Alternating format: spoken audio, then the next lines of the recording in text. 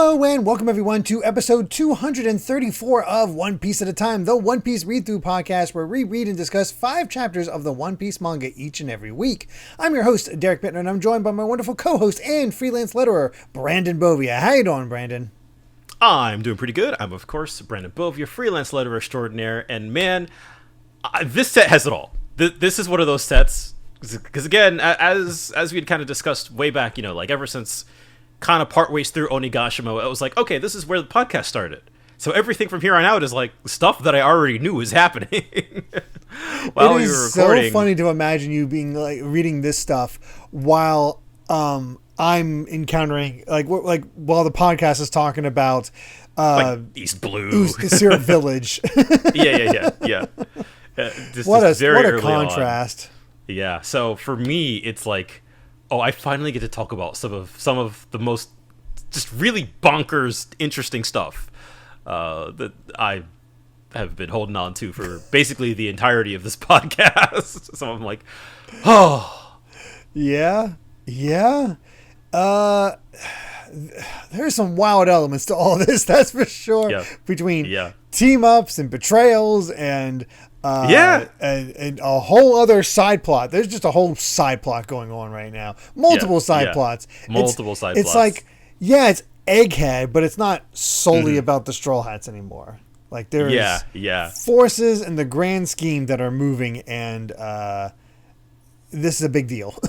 It is a very, very big deal. Like what was it that Rokugyu said? It was like the world is one unholy mess right now, and it is just getting messier and messier and messier. Ain't that the truth? There are some wild moments in all of this, especially. Yeah, I always remember how you talk about like when we talk about early Shanks and being like, we don't know. We're still seeing. Yeah. Like, what is he? That is a good question. That is a great question. Oh my goodness gracious! Oh boy, I can't wait to get into it. This is gonna be a fun one. Yeah, it really is. So let's not waste any time. Get right into it with chapter 1076, Old Friends. And we get our color spread where it's just kind of modern. I don't even know how to describe this it feels like almost like I don't know, it feels very it feels like LA almost. Yeah, it just feels like trendy somehow. Yeah, exactly. The perspective with like Sanji's leg kind of coming into the forefront of the camera feels like almost like classic Oda with the way that he used to play with like proportions and perspective and stuff. Like we don't see his proportions get that distorted as much lately. So I thought it was really cool. And of course the sunglasses on Robin and Jinbei are just oh, they're great. Luffy's just sort of in his classic look, but it's also I find Frankie's positioning hilarious. Yeah, because his face there with that look, while you got Nami in that pose with Chopper. Yeah, he's just kind of like you. Oda's like, I know where you're looking, calling him out. I will say though that hat that Robin's wearing, that is one of my weaknesses. I love that hat on girls. Yeah, and she rocks that look. That's good. I don't know what it is, but it just I don't know why the Sanji's t-shirt, I think it says kill 2 birds with 1 stone, but it's like it's got Garfield on it. What's going on here? Yeah, I guess the cat is killing the birds or something like that, but it's also like there's no room for stone. Yeah. Kill two I don't even know if there's room for birds. I know, right? Yeah, it's an odd one, but this is honestly one of my favorite color spreads in a while. I think this one's real good. Yeah, it's dynamic in a fun way. Yeah. I think that's a good way to put it. But yeah, let's get into the chapter itself, where we had a proposed team up between Lucci and Kaku and Zoro and Luffy, and Zoro and Luffy did not like that idea at all. Yeah, we had him on the cringe faces, and Zoro kind of right off the bat is like, if we take off your handcuffs, you could fight. I can't possibly see you submitting to them again. And I love this interplay with all of these characters here is honestly fantastic. Because Kaku's like, no, that's just not true. Once we're clear of the present danger, we'll go play nice and go right back in the cuffs. And he's just got that like ominous look. And then Luffy's like, nice sounds good to me. Zoro's like, he's lying, obviously. And that's when S-Hawk, I guess we'll just call him S-Hawk, comes in and just slices at them without a sword. Just sends like a kick slice straight after they have to dodge, and that's when Zoro realizes, oh crap, that's Mr. One's dice fruit, which somehow got his bloodline elements, which I can see why you're talking about the importance of this, is that we're just, rather than trying to recreate the fruit, we're just going to take their blood. That way exactly. We can have multiple people with the same fruit. Yeah, it's much easier. And of course, this is sort of proving Kaku's point, right? Where he's like, "Are you just gonna lug us around every time we need saving?" And then we get to the other half of the comedy bit where Shaka is like, "May I ask what mission brings you here, CP0?" And Lucci just straight to his face, the assassination of the 7 Vegapunks. He's like, come on, not to his face, Lucci. I love how Lucci is kind of a mirror of Luffy, where he's just honest to a fault. He does not care. Exactly. Yeah, he can't lie. Yeah, which is really funny that he was undercover for how long in Water 7. Yes, and that he can't. It's like, now that he doesn't have to, like, I guess he's very dedicated to the job. Whereas it's very funny to like Kaku kind of, his presence in this arc has been kind of great, honestly. Like he's a great straight man. Yeah, he's kind of a joke in a lot of ways, getting fried like that and playing off of Lucci. It's like, oh, and I presume you've got something in store for Stussy as well after she betrayed you. Yes, she will pay the price. For the love of, are you trying to ruin this? And that's when they hear a scream. It's like, oh, that's Nami. I bet all 4 of them are raising hell in here. How many people we got to protect on top of the Vegapunks? It's like, that's why Luffy just goes, helmet, cuff keys. All right, you make the call, but be sure you protect the Stella. It's like, no, after we stop all 4 of them, you better not go after my friends and the Vegapunks, just because you can't beat me in a fight. You got that? And Zoro's like, they're not, don't be stupid. They're not going to take the bait. And immediately Lucci's like, that's fine with me. You're the one I mean to kill before anyone else. And once you're out of the picture, know that all your friends will be dead soon after. He took the bait. So they get their cuffs off just as S-Bear unleashes the Ursa shock that just decimates that whole room. And very interesting for Luffy to choose to go to Gear 4 to fight them. I do love this, where he seems to have a real affinity for Bonnie at this point, because as he's like fighting S-Bear, he goes, sorry, Bonnie. They unleash the Kong gun and the 6 King pistol. Amazing, crazy to see after all that's happened just within this arc itself, to like, we have a spread of Luffy and Lucci doing like a combo attack, and Zoro and Kaku as well. Yeah. It looks pretty sweet to see them fight like this. Yeah. So we got these really awesome shots, send them flying back. It's like, okay, we got to team up. We got this. We have a plan. It's like, these 4 can handle these 2, right? Yeah, it's fine. Yeah. If they can, I don't know who can. Good point. But it's time to move somewhere else within Egghead, because, the whole reason they're here is because of other CP agents going missing. Here they are inside the lab in some sort of glass container. They haven't gotten any kind of real food in 2 months. So they're dying. Yeah, they're dying. It's CP5, 7, and 8. It's like, we came to investigate Egghead 2 months ago, and we're just about to leave the island when CB's weapons attacks and drove us back here. Then the other Cypher Poles who came to look into our disappearance ended up in the exact same position. So you'll forgive us if we assume that you were the one behind this, Dr. Vegapunk. So it turns out, the Stella was captured at some point. Yeah, and he's straight up like handcuffed. Handcuffed. He's in the same little like container with all the other CP agents. That cuff is definitely Sea Prism Stone, the way he's acting. Oh yeah. So his devil fruit is suppressed right now. Like, sorry, I had no idea. To think that all of this was happening on Egghead right under my nose. That means trouble, and it explains the one other thing. There shouldn't have been any way for the government to find out about the poneglyph research happening here. And, we have reports. It's like, oh, what? Okay, who is our... It just leads credence to the whole, like, is one of the satellites, like, the traitor here? But what kind of sense does that make? Yeah, and it's kind of adding the fuel to the fire after establishing at the end of last set, right? That was like, oh, the Seraphim aren't, we can't overwrite the order. Like Shaka could not overwrite the order, so it meant that it was somebody kind of on that level or above who gave it. Yeah. So well, and it's also interesting because they were talking about that, the whole like, hey, do you know anything about the disappearances? I think that was Lucci or somebody was asking about that, and Lilith was like, she was genuinely like, I have no idea what you're talking about. Yeah. Like, how dare you accuse us? Yeah.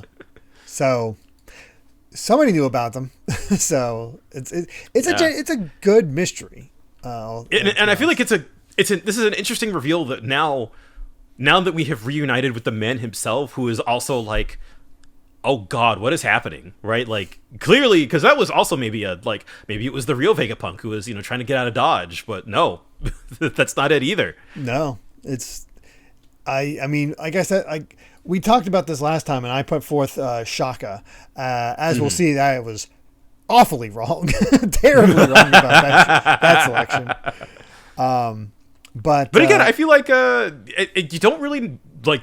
He doesn't overplay his hand. No, he really doesn't. Like I honestly don't think you could figure out who it was. But it's a good mystery in that it still makes sense. It doesn't feel like, come on, As soon as it's like everything is like, oh. So it's good. It's good. But things are getting worse for Egghead because G9 has left port, putting the total fleet heading toward Egghead at over 100 ships in total. I think that's more than a buster call. It is. Holy crap! Yeah, I think a buster call might be 50. I feel like they might have said the actual number at some point. I think they did. It is over. It is more than a buster call. Like, I love the build up to this because, again, as we had been kind of talking throughout this arc, is like, no, we're going to war. Like this is a tense situation that just keeps escalating, and now we just kind of get these shots kind of here or there of like, oh, the Navy is sending so and so to Egghead. The fact that we have a one of the 5 elders on the way, is like already, kind of an unprecedented situation. It's kind of crazy. But let's take a break from that because, hey. Oh, yeah. Not important. Yeah, whatever. Because let's check out an island in the New World in a bar at a little port along the coast, which feels very familiar in terms of how things are. Where a little kid is saying, take me with you. He's like, nah, I don't take hot-blooded little kids on board with me. Nice try, Squirt. And you got a little kid in a Viking helmet pouting in the same way because, of course, this is Shanks. And it's like at a bar with a waitress is like, you're going to upset our captains. I don't care. I want to sail with him. It's like, I want to praise Oda for these 2 panels. Oh, it's so good. The perspective, because you don't know the perspective is so perfectly done with how he chooses it, to the point that the bottom right panel and a few other, like, basically whenever they show the food, it should be really obvious. And I also find it really funny when they have the bowl there. It's a giant bowl of alcohol, which doesn't faze me at all because I think we've seen Shanks drink a bowl of alcohol that big before. Like, this is completely fine. Yeah, it's normal for him. So it's just the giant hunks of meat that make you a little, like, when you really look at it, make you suspicious. Yeah, you can see a monkey in the background just like dancing on like the giant chunk of meat.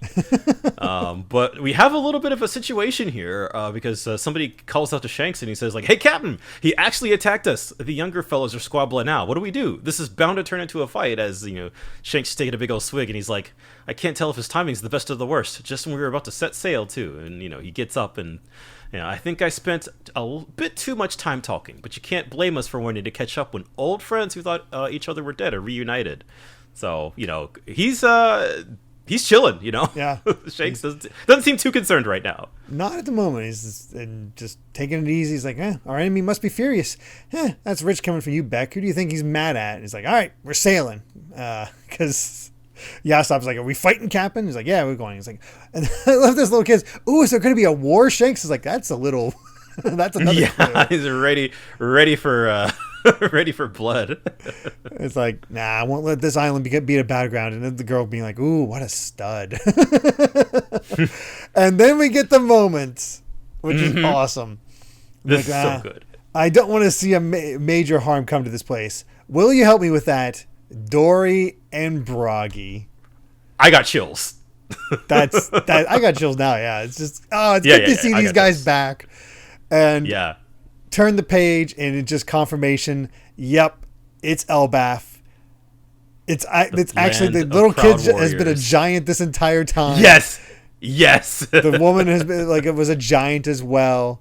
And not only, I forget their names, but we got Dory and Broggy, but we also have the two giants from Ines Lobby. Oimo and Kashi. Yes, those two are in the background. Yeah. That's amazing. That's great. It's crazy to think this is technically our first, other than the Big Mom flashback, like, here we are currently in the story. But again, it's funny that that Elbaf is the next arc, because... I mean, there's a lot of hints, but also it's like, holy crap. There's a lot going on Elbaf all of a sudden. Which also begs the question, what the hell is the arc in Elbaf when all this is happening already? Yeah. It's a good question. Jeez. But apparently they are brothers with Shanks. They know Shanks. They are... Yeah, which is awesome. It doesn't surprise me, but it's cool. It's not a surprise, but it's also like they were fighting on Little Garden for, 50 years? 100 years? I think 100 years, I think, maybe. Yeah. So how do they know Shanks? How did, they meet up with, I think Shanks probably just passed Little Garden at some point. That has to be all it is, but it's just funny that, he didn't affect their fight, but was still able to become friends with both of them. But it was Luffy who finally ended the feud between these two. Yeah, exactly. Yeah, and that's also great too that they are just kind of they're just friends now. Yeah, they're just chill. And seeing that first time, since the time, really their first on-screen appearance in almost 1,000 chapters. Mm-hmm. It is really funny that we had the live action adapt Little Garden while Elbaf is going on. This is working out beautifully. It really, really is. Oh my goodness! No, what a reveal. Yeah. And then as we're seeing Shanks move out, he's telling one of his underlings, all right, before we leave, I need to go ask something from Captain Kidd, sir. What is it? So that's a confirmation. Yeah. That it's Kidd. Yeah, it's Kidd. Trouble. Oh boy, he wasted no time to go after his next emperor. He's like, send this message. Do you want to fight me here and now, or leave your road poneglyph and flee? Make your choice. It's like, that is hard. Oh, he's getting serious. And then we go to check in on Kidd, who is on his way sailing towards Elbaf, as we saw last time. It's like, seems the ships along the shore and the ones lazily shooting at us all belong to pirate crews working for Red Hair, the Emperor. Each one of them is known and feared. And we got this little throb from Kidd as he looks at his missing arm, because he lost his arm when he fought Shanks' crew last time. It's like the last time and even Killer confirms it. The last time we never even got an audience with Red Hair himself. Instead, we got beaten to a pulp, and you lost your arm. They won't stop at an arm this time, and they're gonna take your life. Yeah, and just the aura of Shanks as he's heading there, and you have these women hanging off of him. It's like, it's the Captain. Dude. We've been dying to see you, Captain, and you, Beckman. We wanted to pay our tribute. We don't do that. They'll take your life. Killer confirming they'll take your life. Yeah, Killer. Yeah, and Kidd just goes, maybe so, but only if I lose. So that's our big matchup. It's like, holy crap. Kidd versus Shanks. All right, we got a redhead with one arm versus a redhead with one arm. It should be a fair fight. Yeah, exactly. Totally even level between the two of them. Oh, man. But, I mean, he was half the team that took out Big Mom, and you can understand really why he's. Like, Shanks has aura, but how strong is he? That's always the question. Yeah, that's it's hard to say. But it's also like, it's funny because that's the end of a volume, and just imagine if you're reading volume to volume rather than chapter by chapter. You're like I used to as a kid. You're like, you're dying to read that next part. Brutal. Absolutely brutal. Yeah, I can't believe that like, again, just kind of how interesting, right? Like, at least Law got Blackbeard by just bad luck, basically. But a kid, it's like, oh no, I'm going to fight Shanks. Well, it's so funny that, yeah, you're right when you point that out. It's like, kid got Shanks, Law got Blackbeard, Luffy gets the world government. Yes. They all. None of them were in the best of shape, let's be honest. That is also true. And they were squabbling over where to go next. Yeah. No one won in that deal. Yeah. Oh, God. But, let's get to our next chapter. 1077, Should Have Noticed Sooner. And we have a realization. It's like, all right, we still have the German Double Six cover story. The cover story, yeah. All right, we shouldn't be fighting.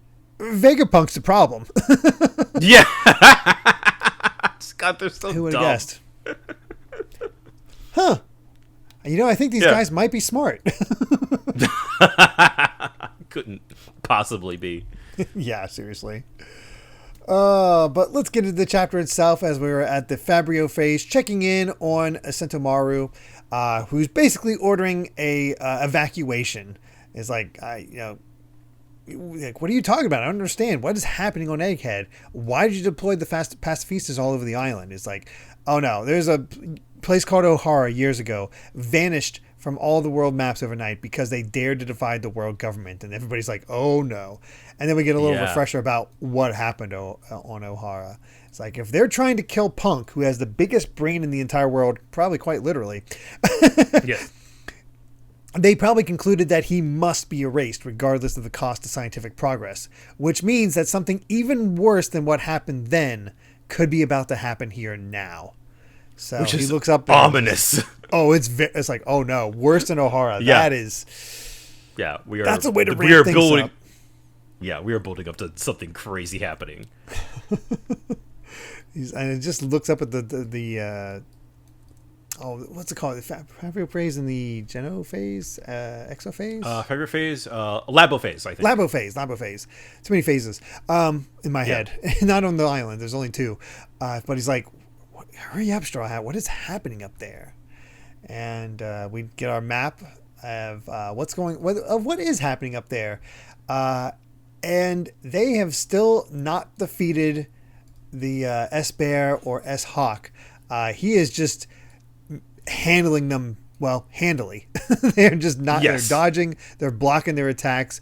It is just not doing a thing. And they're just like, nothing happened.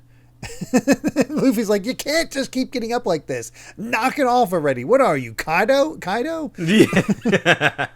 Fair then enough. We get this brilliant moment from Zoro. gets Zoro's two brain cells rubbing together. It's like, oh yeah, that reminds me. They seem kind of similar to King, the guy I fought in Wano, and that's when Shaka pipes in. Is like, Kaido's pirate crew had a Lunarian. Well, I don't know what he was called, and that's when we get a breakdown from Shaka. It's like, interesting. Then I would surmise that he must be Albert, the test subject to escape from Punk Hazard with Kaido. The Seraphim are augmented with none other than his Lunarian blood. So there's that explanation. It's like, I didn't realize. In that case, watch the flames on their backs. Your attacks won't do any damage unless the flames are out. They're basically invincible when the fire's on. I'm sorry, I just wasted a bunch of our stamina. I should have noticed sooner. So they're like, no, that makes sense. It helps. We can actually fight it. And then he lists off, like, King's notable features are white hair, brown skin, black wings, flames on his back. And they all yell at him. It's like, you should have noticed sooner. You should have noticed sooner. How do you not realize this? God, I did not know I wanted the comedy group with Lucci and Kaku. So the fact that they're all kind of, again, they're just sharing the one brain cell around in these situations. It's just, again, despite how tense things are, Oda, never fails to work in some humor here. Oh, of course. And as a reminder, going into this, I thought Lucci was the big bad. Yeah. And here he is just joking around with Luffy. I know. It's so funny. Oh gosh. But Shaka starts to leave and says, where are you and Luffy's like, where are you going, Helmet? Well, I have an idea of where the Stella might be. And S-Hawk just goes for him, and fortunately Zoro blocks him. He's like, now you gotta stay out of here. So we're in a hurry here, and he's holding up of S-Hawk at this point. But then we check out the third floor of Building A, and it's Nami versus S-Shark. And Oda practicing his new perspectives. Yes, it's very, since that SBS, I'm like, okay, I see him practicing. It's really funny to think of it in that way rather than just, it's not him like, well, it's still him perving, but it's more so drawing practice. It's just so funny. But I do love this from Nami. He's like, I'm ready. Here we go, Zeus. He's not a child. He hurt our friend, and we see Brook with his head off. And half destroyed Edison, who's on the ground. He's a killing machine. He's not cute. He's not a child. And Zeus is like, that's right, Nami. Don't hesitate. Close your eyes if you need to. Just shoot me out and I'll do all the rest. And so we got Lightning Blast going straight through S-Shark, which does do a good job of kind of barbecuing him. Yeah. Nami's still like, oh, I'm so sorry, Jinbei. But he blooshes into the surface, and and Brook's immediately like, bloosh. He sank under again. He puts his head back on. Look out, Nami. He'll come up from below. And Zeus is like, that didn't work. And here's S-Shark getting ready to take her out, when all of a sudden, Abade? It's like, oh, Article 1 of the Sanjitushin. He who scares Nami gets death. Article 9 of the Sanjitushin. He who makes Nami scream gets raw heat strike. And he just... you see Sanji's coming in just a full body kick straight to S-Shark. Unfortunately, Sanji still does have some of the hypest entrances. Yeah, it is quite fun when he gets to come in here like that. And his hearing Nami scream is like, well, Stussy, bye. Yeah. She'll be fine. She'll be fine. Yeah. So I was like, are you hurt? Don't worry, I'll finish him off. And just immediately turns to S-Shark. He's like, I warned you, you little brat. I don't care if you're a kid or Jinbei. You get the death penalty, Jinbei Jr. Man. And then we get to check in on the last of the Seraphim, S-Snake. That's right. Yes. And it's, get Lilith here. It's like, you'll pay for turning York into stone, and uses her bubble gun, which Snake just sort of pushes aside. It's like, and Usopp's like, that didn't do any. Oh, and she's down. She's on the ground, and even we even get some personality from them, which is it's just interesting. Yeah, they've been very stoic, and they haven't really talked. Yeah. And instead we have a Snake being like, huh? She actually, it's the most she's actually looked like Hancock at this point. Yeah. And that's when Lilith explains, like, oh, these bubbles are made out of sea energy. That green blood gives you the benefits of powers and the risks. These bubbles are your weakness. And Usopp cheers her on. It's like, you're killing it, Lilith. She does a little pose. She's so silly. And Frankie's like, all right, hold her down while we got the chance. And they actually got S-Snake saying something. It's like, don't touch me, you oaf. So again, personality from her. Yeah. She's Hancock. Yeah, that's definitely Hancock. It's like, we wore off already? Oh, it only grazed her. So now she's mad. See her making a face. And she just sends out a laser trying to blow them up, and here comes Frankie with a giant bubble straight into her back, and slumps her over. It's like, down she goes, like, how do you like that? Not so tough now, little girl. And they're cheering him on. And he's like, brilliant work, Frankie. This bubble gun really works. It's like, give it up, you dumb brat. But here comes that Hancock charm. It's like, but it hurts. And even he's like, oh no, sorry. And she unleashes the perfume femur, which turns Frankie to stone, which is not good. No, not good at all. It's funny that I feel like this could have gone even better for maybe some of the other Seraphim if they had also done that, but I guess she's Hancock enough to know that like I'm cute, so that they'll fall for it. Yeah, and it's what she has to do in order to make the love fruit work. That's also true.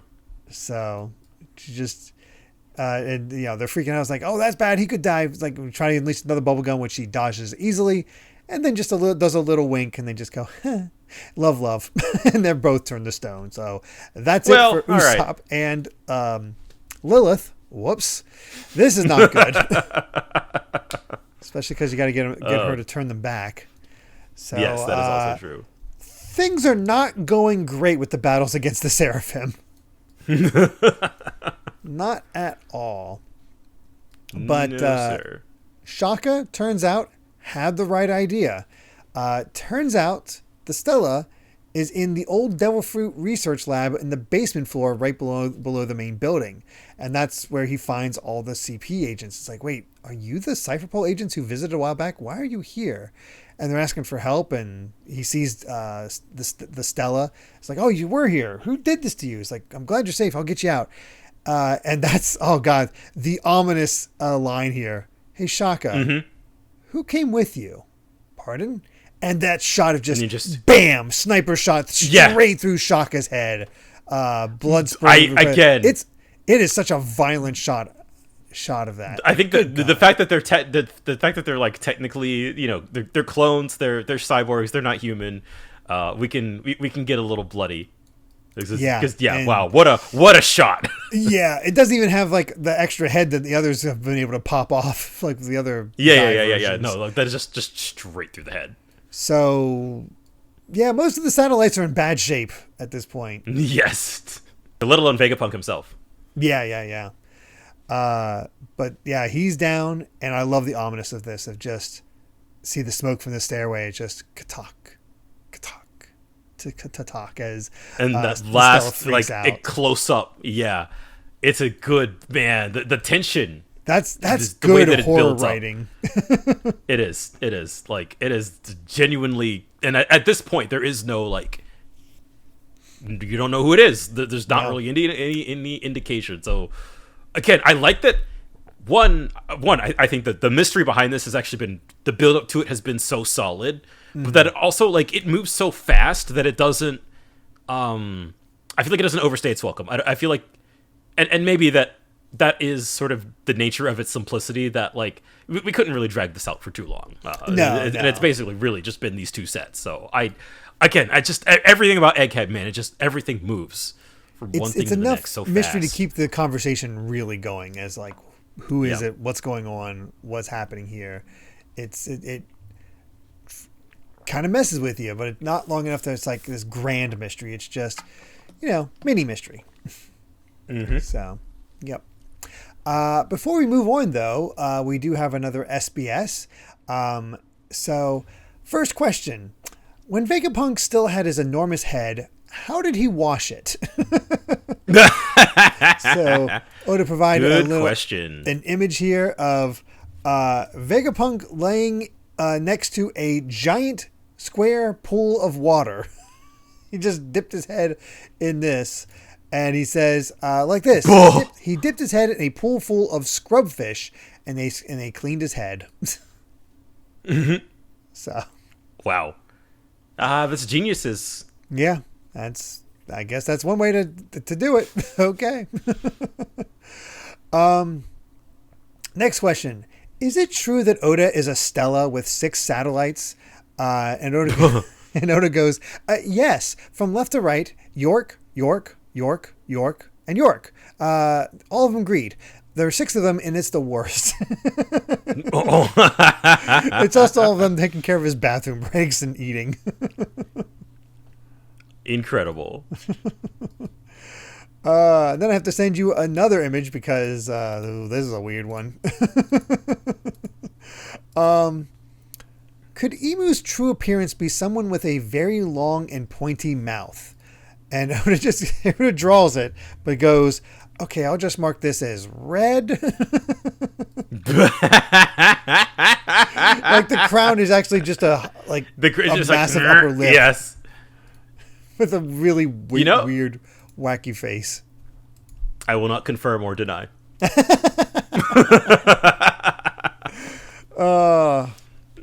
Lots of little questions with this one.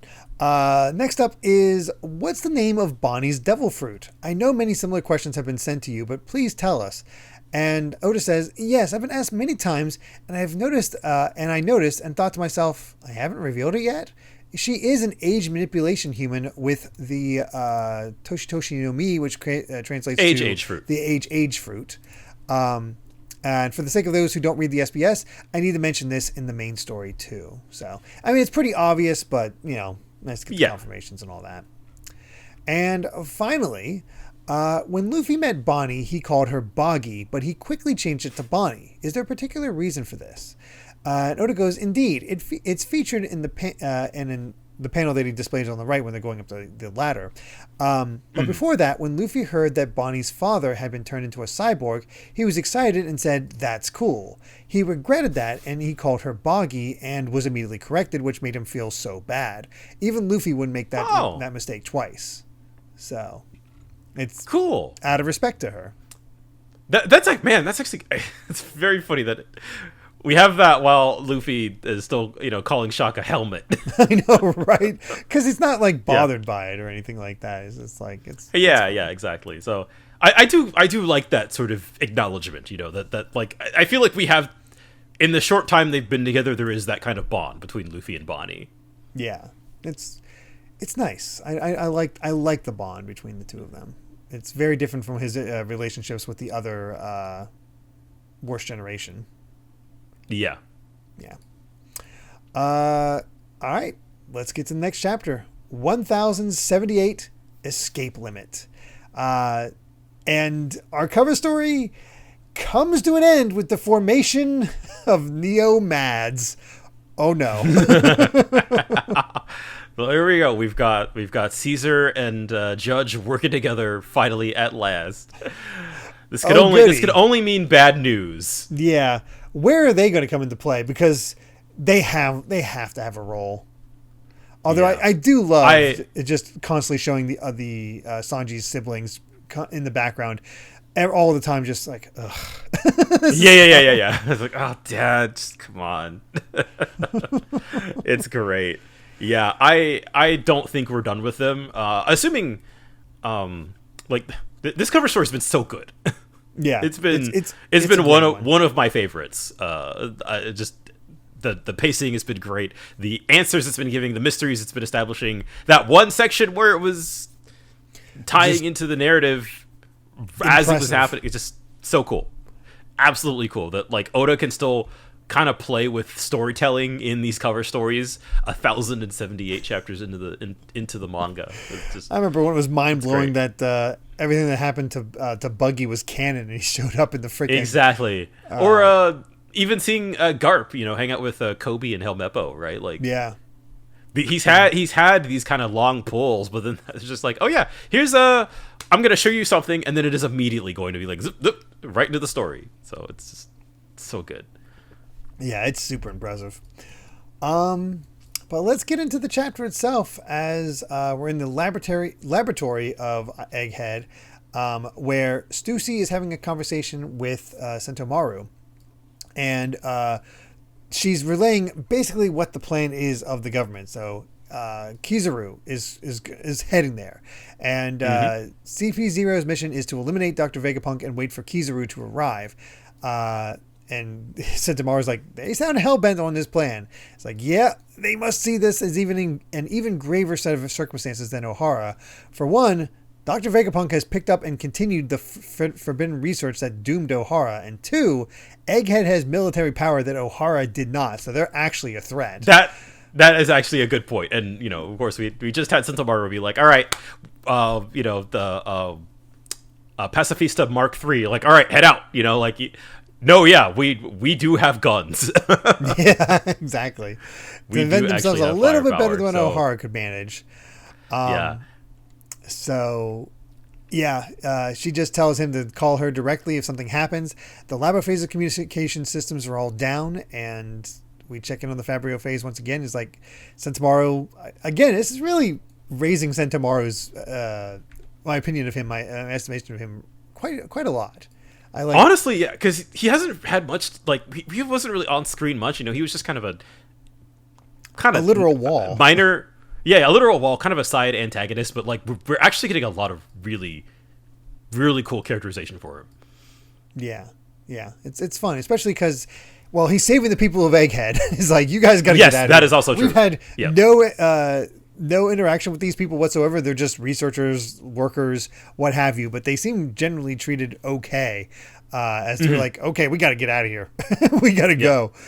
I don't know I'm trying to figure out what the hell this guy's shirt on the right saying though. It's like, suck yous? That's a good question. Like, what is that? To me, it sounds like a weird way to spell. It sounds like a Japanese like sound effect almost. It sounds like an onomatopoeia. And I to me, it could be like a running, like a zoom. Oh yeah, like a zikun. Maybe that. Now that I say that out loud, that sounds like a stretch. I don't know. Yeah, I got nothing. But it's just the weird phrases that Oda puts on his shirts. Yeah, and they're always like Japanese phrases spelled out in English. Yeah. Yeah. I'm gonna think on that one. Now it's bothering me. But we return to the third floor where our one group has been decimated by Snake.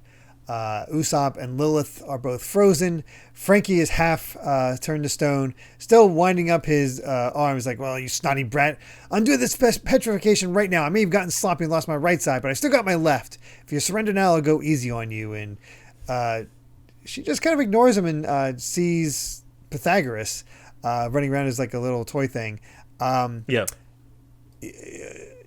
Just about ready to stomp on him, just crush him outright, when all of a sudden there's a massive explosion behind her, and I don't think we've gotten an explanation for that. I think that was Pythagoras. I think she stomped on him because you hear the crunch sound effect. Oh, there was a crunch. Yeah, I missed the crunch for some reason. I think she literally stomped on him and he exploded. Yeah. Oh my gosh, we're losing Vegapunks like crazy, left and right. You know, it kind of really is among us. And also, I love that out 3 of them. Yeah. God, Jesus Christ. I love the.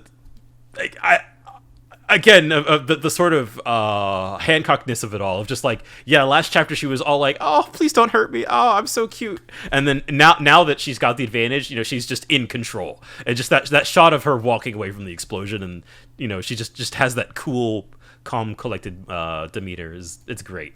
Yeah, and I don't remember seeing anything else of her in this set other than flashbacks. Yeah, so I have no idea how this section's going to resolve. Like, somehow they have to get her to undo it, and I don't know how. Yeah. So things are going from bad to worse. It's not going well, no. Fortunately, Atlas, Robin, and Chopper are doing okay at on the second floor. It's like, I hope everyone's all right. I keep hearing explosions and screams. Well, we know for sure that the Seraphim are fighting, so we just don't know why. Well, if Nami screams, we know there's someone who will be there in a heartbeat. So fair enough. Any team currently fighting will be locked in combat. So while everyone else is busy battling it out, something could happen to Vegapunk in the meantime. So we got to find him. And that's when Atlas like, that reminds me, there's one lab that we used in the past, but that's been locked up for a while. Don't know why we might want to visit such a place, but let's go take a look then. Lead the way. And it's like, okay, we got... I like the idea of Robin and Chopper coming in to help Vegapunk and maybe finally, and maybe saving Shaka as well. Who knows? Yeah, exactly. If he is savable. Yeah. But back on the third floor, checking with Nami and Brooke and Edison, who is barely hanging in there. That's Brooke is going into his astral form. He's like, okay, I'm going to go search for Vegapunk. And he looks over and sees Sanji just taking a punch straight from S Shark. Is like nothing. He's no selling that new ability of his. It's like, what would you know about the power of love? It's just a dumb panel. I love it. That's the power of love, baby. But checking back in on the fourth floor is like, it's a bit of a problem because the flames in the back are not disappearing. They're not able to break through because of that. And, they're not going anywhere, but Hawkeye sure does. Like, where'd he go? Well, he's changed his assassination priority. He'll leave the troublesome targets for later and start with the weakest instead. If they happen to be comrades, it will have the benefit of rattling the stronger targets. And, time to separate because Zoro's immediately like, I'm going to go after him. And Luffy's immediately like, you have to go with him, Usopp. He's going to get lost right away. And Kaku's like, what am I, an errand boy? He's like, wait for me. Actually going after him is as he's running away, he's like, wait, what did you call me? What did you call me? Yes! Such a good joke. Then it takes him a second. It's so good. I love it. I love it. Kaku's interactions have been a lot of fun. But Luffy attempts Hawk Gatling, wants the fire to go out, and it is not happening. And that's when Lucci calls him out. He's like, use your head. You're never going to beat him fighting that way.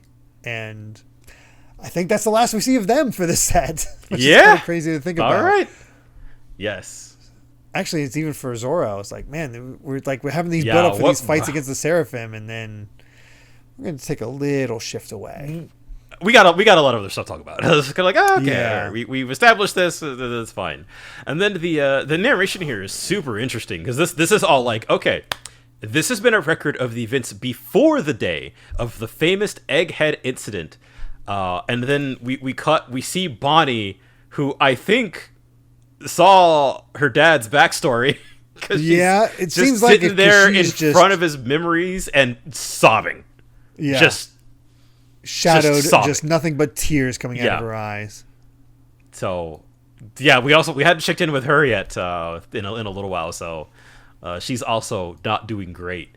But the narration continues and says, but its course was set in motion 3 months prior, where we get we cut to Mary Joa, and the 5 elders are getting a call from Egghead, and the voice on the phone says, I want to speak to the ones in charge. Dr. Vegapunk is studying the Void Century. And then we kind of see the, things happen in sequence. CP5 was dispatched to ascertain the truth, but found no evidence. Their ship mysteriously vanished after leaving Egghead. Subsequent agents were sent from CP7, then 8, but none of them returned to the government. And seemingly that is this other person on the phone, escalating the situation. This is Egghead. I want to speak to the ones in charge. And that's when they finally get an audience with the 5 elders over the phone. And they're like, After a discussion between the 5 elders and an unknown figure, the genius scientist's betrayal had been made clear. The elders made the call to have Dr. Vegapunk assassinated. Cypherpole Aegis Zero undertook the mission. But, anticipating a counterattack by Vegapunk, the elders chose to make a visit in person with Admiral Kizaru as protection. Reinforcements were requested from naval bases far and wide. The deployment made it clear that they were expecting war. Oh my God.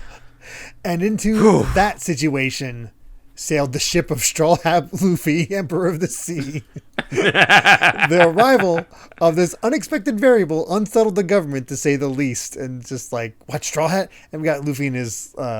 Gear 5, just laughing it up. And another elder being like, not again. But regardless, the resolution of this incident the following day would inflict a kind of shock the world never saw coming. Oda's hyping up things are like no, this is a big deal. Yeah, this is a big deal. I want to say, believe the hype.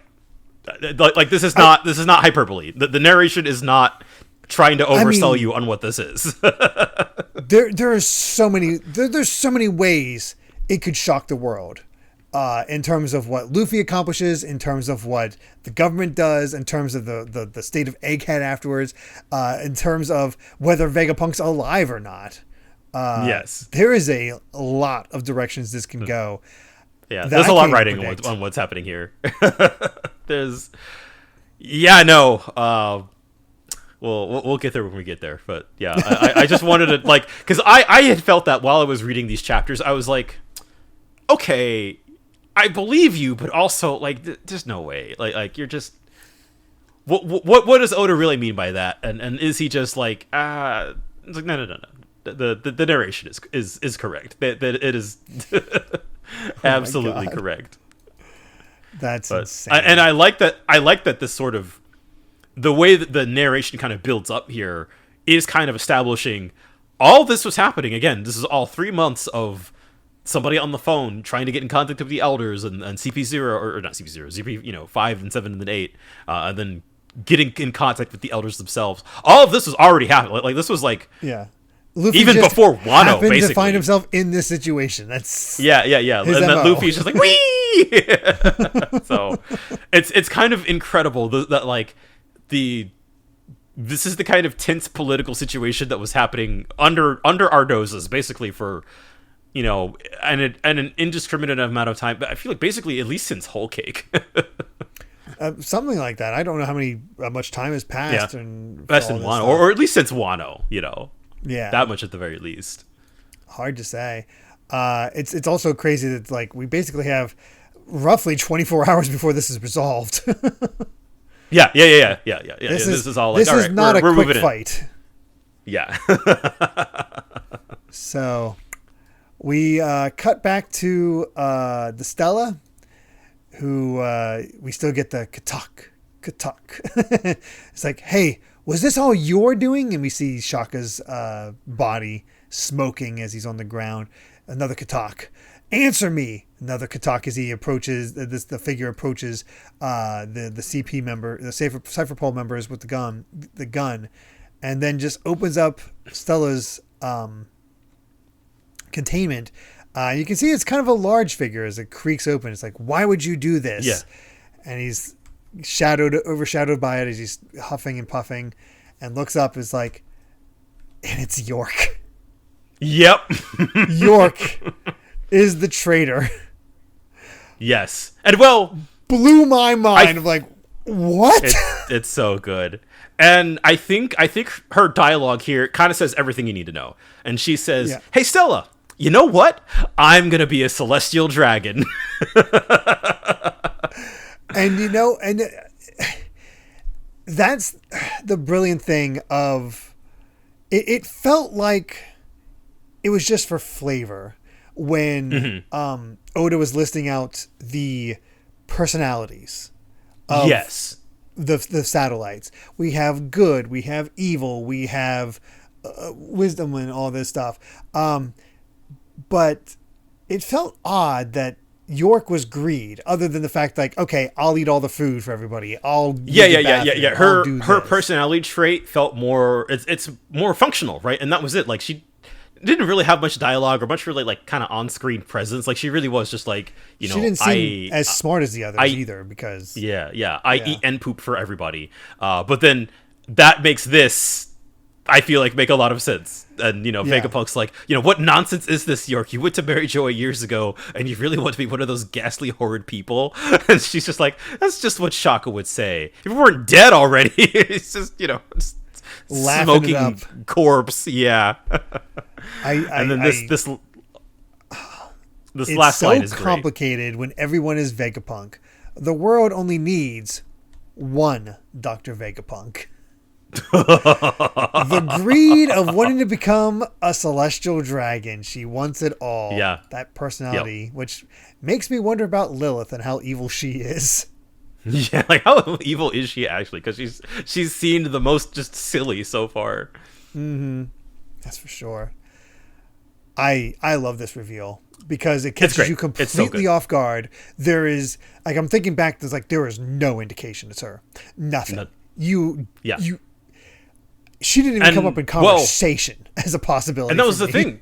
Because she immediately got taken out by S. Snake. Yeah, which we'll kind of clear that up in the next chapter. But like, it's a great misdirection.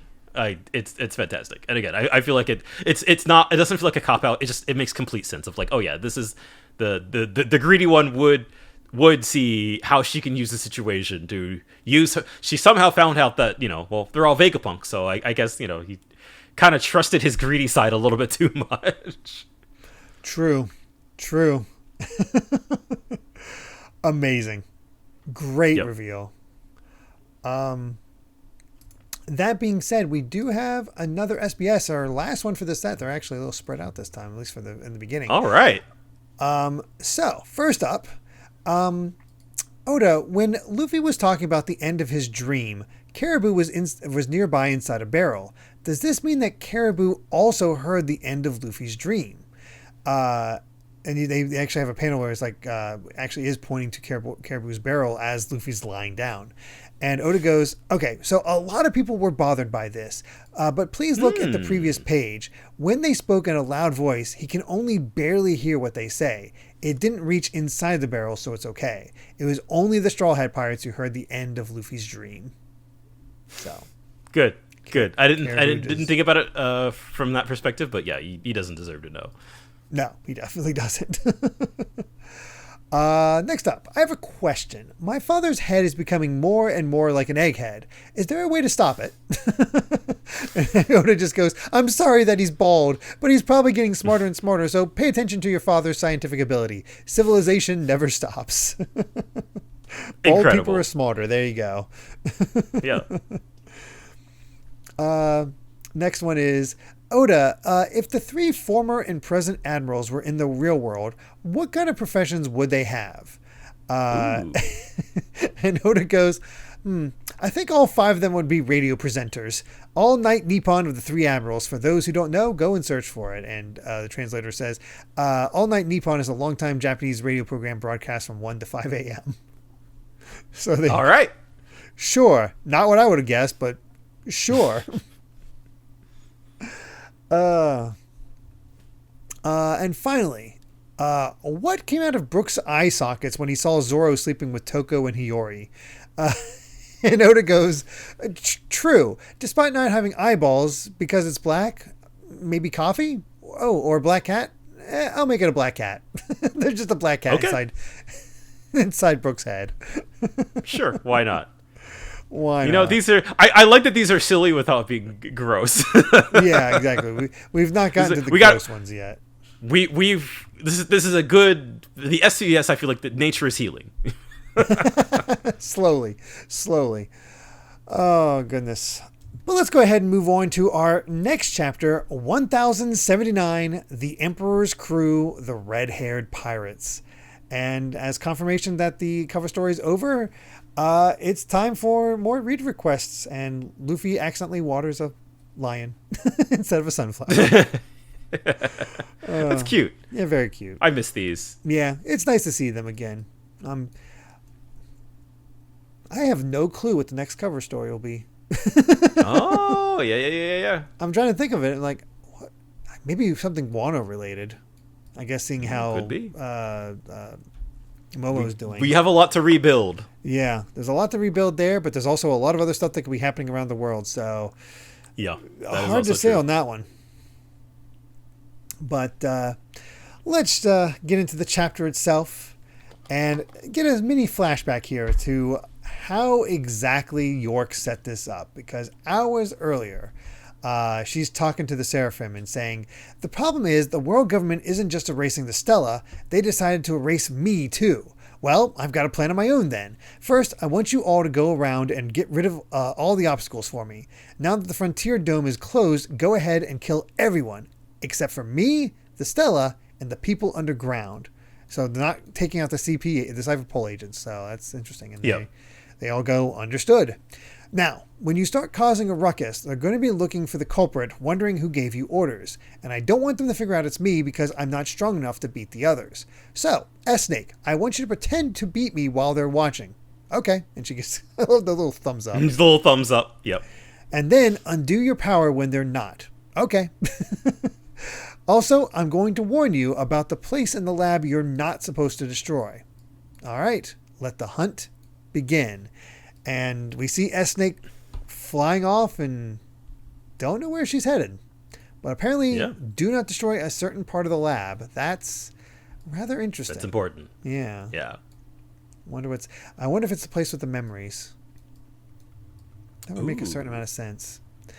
But yeah, S-Snake is off. We see how she set this all up. Again, makes perfect sense. She got the orders in first, so they pay attention to her. But we see a bit of the lab, a bit destroyed. See Vegapunk, not really much to say. Then hurry, onto the ship. We sent Sentomaru still struggling, and see the pacifistas waiting as all the people evacuate onto a giant, a massive ship there. Yep. But it's not the government who's showing up. Mm-hmm. Blackbeard is here. I'm sorry, what? As if there wasn't enough going on already. I did not think Blackbeard would be showing up already. Christ. Oh my God. Just screw it. Everybody's here. I have no idea where that can go. Dude, this arc is bonkers. I'm telling you. This arc is nuts. What is he after at this point? I don't know. What indeed? Yeah. Honestly, at this point, it's almost like he's just teleporting. He's like, wherever there's the most chaos to cause, like, I'm going to go here, then here, then here, then here. I mean, it makes he has been the wild card. Yeah. I mean, it makes a certain amount of sense because we don't know how long ago the law thing happened, and these islands don't seem that far apart, so... Yeah, it kind of works. It makes more sense than him going from like, oh yeah, I'm in Amazon Lily, and then like, all right, I'm back. Exactly. But it's time to check back in on Elbaf. All right, Shanks and Red and Kid were about to fight, and they're getting yelled at by the followers of Shanks. It's like, listen up, kid pirates. Don't even think of sailing up to our captain, red-haired Shanks. As though he owed you an audience, ribbit. He flipped his line. Captain of the Puddle Pirates, Frog Toes Ribbitini.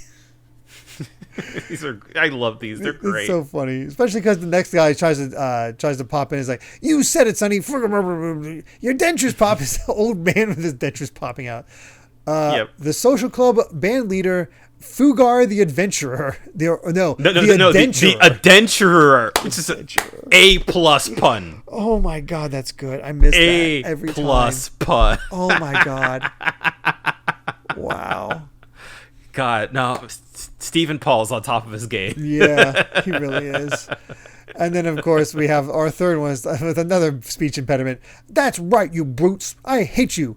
You're so brave, Princess. Princess of the bourgeoisie pirates, Peru the Brave. And, of course, Kid sees all these guys. He's like, are they serious? This is really part of Red Hair's operation? This is the new world, right? And Killer's like, still, there are some famous names among them. Don't get sloppy. I wasn't going to go easy on them, even if they are nobodies. And Shanks is preparing everybody. He's like, hey, get those ships out of the way. It's like, what do you mean? We won't let them lay a finger on you. I know, and I appreciate that, but move the ships. Wait, are you leaving already, Captain? Well, just when we finally saw you. It was only supposed to be a pit stop, and he's still getting hugged by various people. They love him. I love this so much. Yeah. I feel like this is the most Shanks characterization we've gotten in so long. It really is just like we've seen how the other emperors kind of run their operation, and Shanks is like, it's like he's just so chill. And then he has all these Luffy's. Yeah. You could kind of see, if Luffy stayed an emperor, for like 20, 30 years, whatever, like, yeah, he would have just like a large crew like this. Very much so. It's funny to see them all, like, just a lot of weirdos all around. Yeah, exactly. It's just a collection of weirdos. Yeah. None of them look particularly tough, which is kind of the point, because he continues on saying, instead, I stuck around long enough for a big shot to show up. So let me walk and move those ships. Remember, my affiliates are famous for being weak, which is crazy. That's so good. And they just laugh it off. It's like, tell us how you really feel, Captain. That's why we're still alive, because your flag protects us. And it's like, worry less from dying from combat and more from old age, you old crone Ollie. It's like, stuff that size of mouth of yours, which is crazy to me. This just puts in perspective how freaking strong Shanks is. Because Kaido and Big Mom, strong, but also really strong members following them. Like, good God. Yeah, Shanks, we had to work our way up that ladder. Yeah. Shanks, an emperor with a weak group of affiliates. Like, how strong and was that he himself is such a deterrent that even if they are weak, it's just like, if you touch us, Shanks will come for you, and that is enough to be like, oh god, we don't want the smoke. And again, it feels very much like this is you could see that this is how Luffy would run as an emperor. Yeah, given enough time, and that's how it's always been, right? That it's like, if you're messing with my friends, you're messing with us. So like I love it. It is such a natural extension, and it makes so much sense, and that we still don't know really anything about Shanks, but I like seeing that, like, the way that he runs his crew is a lot like Luffy. It's not like he's not out for power. You don't really get that sense, right? Not really. And it also makes sense why there was a stalemate between the four emperors, that they didn't turn on each other. Because, I mean, you get the sense from this interaction and what we're about to see that Shanks probably could have beaten Kaido, but could he have reached Kaido and still be in good enough shape for it? That's the problem. Yeah, that's also true. Yep. So very interesting. This is good stuff. This is real good stuff. Yeah, that is. It seems like a poor choice for Kid to go after Shanks. You don't know. Yeah, but also, I mean, Kaido and Big Mom seem like poor choices as well. There's not really a great choice for who to go after as an emperor. Yeah. So, and I think that's also the thing too, and I like that this sort of internal consistency, right? That like we have just got done, vanquishing Big Mom and Kaido, and you think about the coalition that it took to take them down. Mm-hmm. And how much of a long shot that felt like, and reading that just over the course of this podcast, like you felt that of every little inch of progress they had to take, just to feel like they were getting anywhere. And then now here's Kid, like, I can do that again. It took 2 full arcs to take down Big Mom. Yeah, it did. Insane. Nuts. But. As Shanks gets onto his ship, of course we got the others being like, don't worry, we'll handle it. Come on. And Shanks is like, no, he's worth $3 billion. Don't underestimate how fast these young guns can grow. And he's just getting information from everybody. He's like, are they healed up from the fight in Wano already? Seems healthy to me. He's raring to fight. Well, that's good. Get any intel on Blackbeard? Nope. He just said he's left Pirate Island, and so I was sure he would show up on Wano.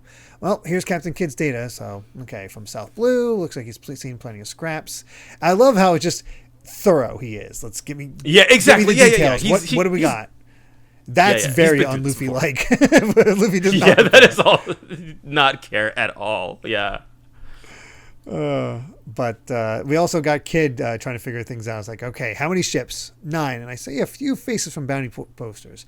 Don't care who they are. I'll wipe them out in 10 seconds flat with my damned punk. So you immediately get the sense return of the damned punk. There's like, okay, this is the weapon that took out Big Mom. This can take out Shanks. And you get that that's his thought process behind this. It's like, I'm just going to start this out immediately. And exactly. And then all the other Shanks's followers are just like, "Whoa, what is that? A cannon? Is it pulling the ship in? It's like it's crackling so much it's drawing the water towards him." And Shanks gets a flash of the future. Hard to say how far into the future he can see because it seems relatively significant. Yes, and then he's just like, no, what is it, Captain? Scatter the fleet. Dory, Broggy, assume positions. And they're just like, you got it. Which is a crazy thing to say.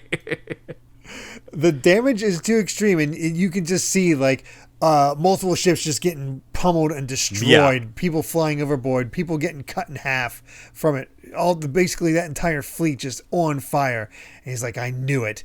And he just leaps straight towards Kid. He's like, red hair, and Shanks just is right there, draws a sword, shocks Kid. His hockey is completely wiping out Kid's crew. They're Yep. They're fallen. Divine departure, and just slices through right through punk. It. One of the most hype panels in this entire arc. And it's not even on Egghead. Nope. Holy crap. Just this massive explosion on Kid's ship. He's already reeling back from it. They're calling out for the captain. His crew is just being tossed around by the hockey of Shanks. He's just so ominously stepping above him. Yeah. Also, I love that this is we have known Shanks since chapter 1, and over 1,000 chapters is what it took to get him to use a named attack. And it is the same named attack that Gold Roger used against Odin. That's right. Oh my god. Learn from Roger. It says a lot, I think. Learn the divine departure from Roger. And that just, oh my god, I love this so much. I feel bad. He one-shot Kid. He's done. Yeah, he's That's down. It. Not only did he get Kid, he got Killer. He got Killer, and all of his crew just eliminated, just flying off. Actually seeing Shanks in action is kind of horrifying. Kid is dying from this. Killer his mask is half cracked. And the rest of his crew is like, we surrender, Red Hair. Spare our lives. Don't kill our captain. They hand over their poneglyphs.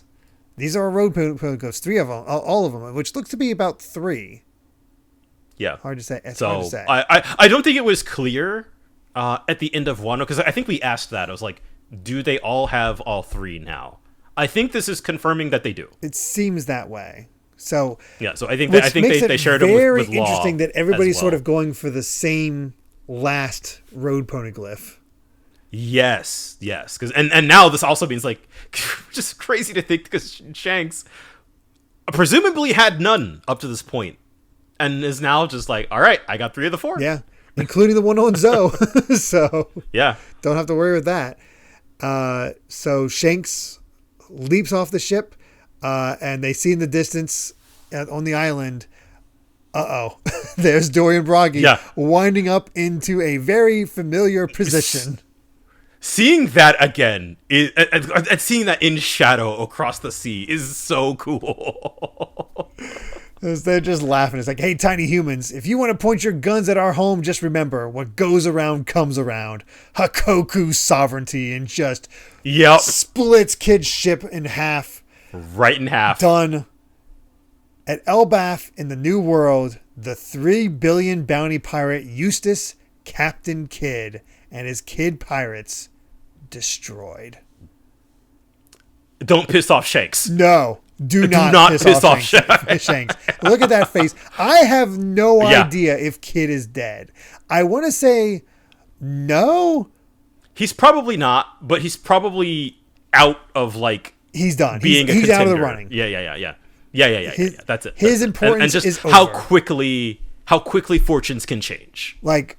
Kid was riding high, helped take out Big Mom, and then just wiped out. Yeah, exactly. It's hard to say if Law's in the same situation due to Blackbeard, but we haven't gotten the confirmation the same way as this yet. So I think Law's probably still sticking in there.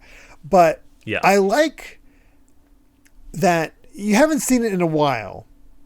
But from the moment Kid was introduced, Oda made a point that Kid was just more of a true pirate than a lot of others. He had a higher bounty, or at least a similar bounty to Luffy, just because of how he would just attack everybody. Yes. So he was definitely much more true pirate than a lot of the others. Yeah, and I think that's an interesting thing too, right? Because it's I feel like I kind of almost wonder. I'm sure Kid wanted to become the king of the pirates and to find the One Piece. Otherwise, he wouldn't be after the road poneglyphs.